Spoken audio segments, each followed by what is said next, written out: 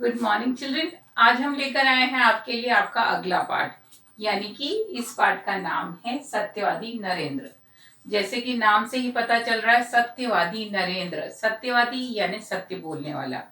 ये कहानी शुरू करने से पहले हमें इस कहानी के बारे में कुछ बातें जान लेनी है और उसका परिचय, यानी कि ये किससे जुड़ी हुई है और क्या सिखाती है, उसको समझ लेना आवश्यक है। तो चलिए, यहाँ पर हम देख सकते हैं कि बोर्ड पर हमने 3 बिंदु लिखे हैं। इसके प्रमुख बिंदु कौन कौन से हैं? जब हम इस कहानी का अध्ययन करेंगे, इसे पढ़ेंगे, तो कुछ बातों को हमें अपने जहन यानी दिमाग में रखना है। और वो कौन सी बातें होंगी? फर्स्ट, पहली कि ये कहानी जो है सत्य घटना पर आधारित है, यानी कि ये जो हम पढ़ेंगे पाठ, ये कोई फ्रिक्शन नहीं है, कोई कल्पना नहीं है, कोई सोच नहीं है, वास्तव में ये घटना घटी थी, उस पर आधारित है। दूसरी बात है कि सत्य के महत्व को दर्शाती है। इस कहानी में बताया गया है कि सत्य, ट्रुथ, ट्रुथ जो है वो कितना जरूरी है, सच बोलना, और उसके बोलने से क्या फायदे हैं। तो ये उसके ट्रुथ की इम्पोर्टेंस यानी के महत्व को बताती है। और तीसरा है स्वामी विवेकानंद के जीवन पर आधारित। स्वामी विवेकानंद को हम सब जानते हैं, उन्हीं के जीवन से संबंधित है। तो देखते हैं किस प्रकार ये तीनों बिंदु इस कहानी में हमें मिलते हैं। तो सबसे पहले तो आप देख सकते हो कि ये जो पाठ है, जब आप इसको चित्र को देखोगे तो समझ आएगा कि कुछ छात्र हैं और एक व्यक्ति है, यानी कि ऑब्वियस सी बात है कि ये इनके अध्यापक होंगे।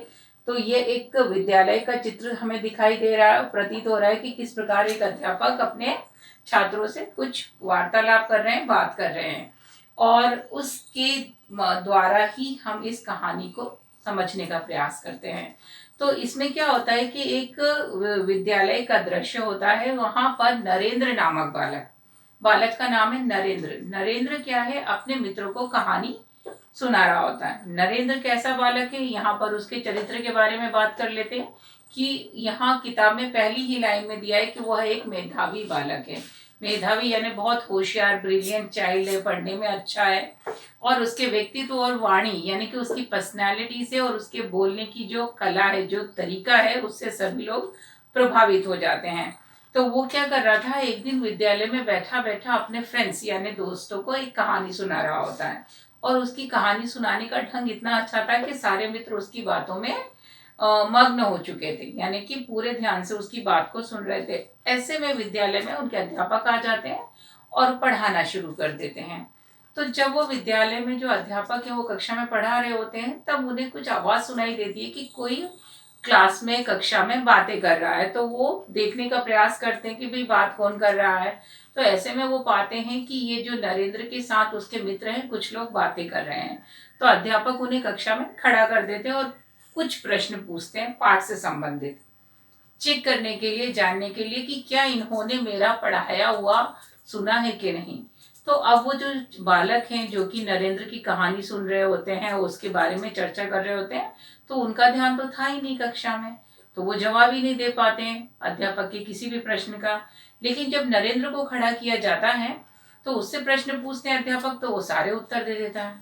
यानी कि वो अपनी बात करते समय भी किसी और की बात को ध्यानपूर्वक, अध्यापक की बात को उसने सुन लिया।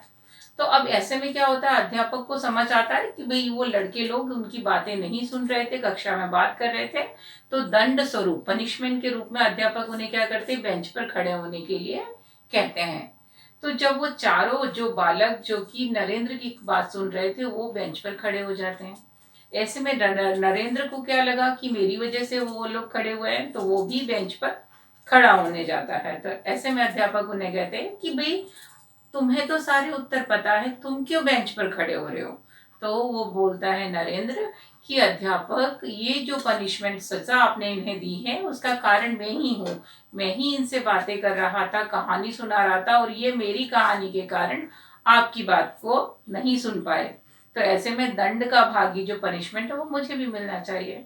तो अध्यापक उसकी जो सच बोलने की बात से बहुत ज्यादा प्रभावित हुए और वो खुश होकर बोलते हैं कि तुम सत्यवादी हो, तुम्हारी सत्य बोलने की बात से मैं बहुत प्रभावित हूँ, और मैं कहता हूँ कि आगे चलकर तुम एक बहुत अच्छे व्यक्ति बनोगे, और वही बड़ा व्यक्ति बड़ा होकर जो विवेकानंद बनते हैं, स्वामी विवेकानंद बनते हैं, और जिन्होंने लोगों को कितनी बातें, सत्यवादिता के अलावा भी देश के ही नहीं, विश्व के सभी लोगों को दर्शन, शिक्षा और भी कई सारी बातों के बारे में लोगों को बताया।